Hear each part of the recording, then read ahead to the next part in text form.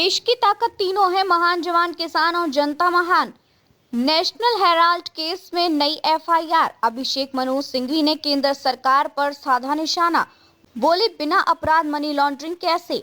नई एफआईआर से राजनीतिक हलचल तेज। नेशनल हेराल्ड मामला फिर से सुर्खियों में है।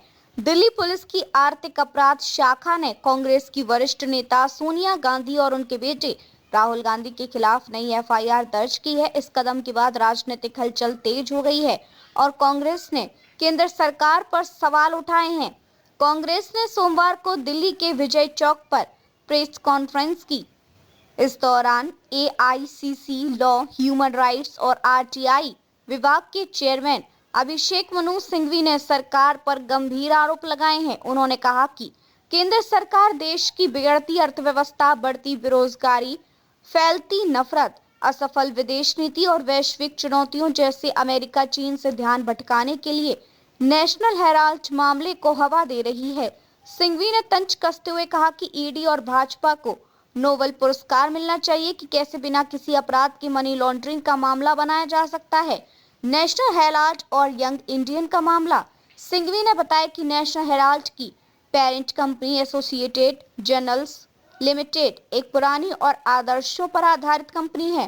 ब्रिटिश शासनकाल में भी एजेएल अंग्रेजों के खिलाफ खड़ी रही।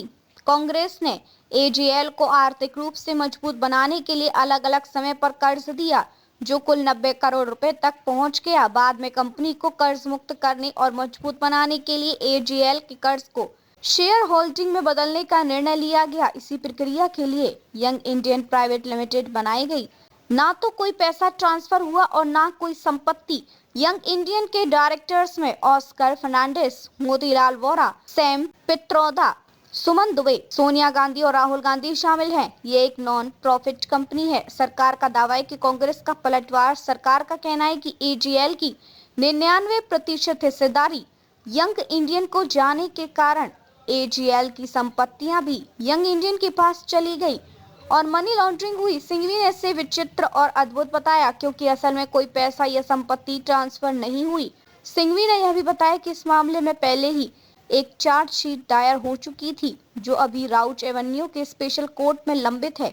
एफआईआर की कानूनी पृष्ठभूमि। सिंघवी ने कहा कि ईडी एक्ट के अनुसार केवल सरकारी विभाग या अधिकारी ही शिकायत दर्ज कर सकता है, लेकिन यह केस निजी शिकायत सुब्रमण्यम स्वामी से शुरू हुआ था। बाद में स्वामी ने खुद कोर्ट से इसे स्टे करवा लिया। नई एफआईआर इसी कानूनी कमी को पूरा करने के लिए बनाई गई है। कांग्रेस नेता का आरोप है कि केंद्र की रणनीति विपक्ष को थकाना, झूठ को सजाना और एजेंसियों को प्रभावित करना है। सिंघवी ने निष्कर्ष में कहा कि इस पूरे मामले में ना कोई पैसे का ट्रांसफर हुआ, ना धोखाधड़ी हुई और ना कोई लाभ कमाया गया। फिर भी केंद्र सरकार इसे मनी लॉन्ड्रिंग का मामला बना रही है। देखते रहिए changing future TV. Like, share और सब्सक्राइब करना ना भूलें।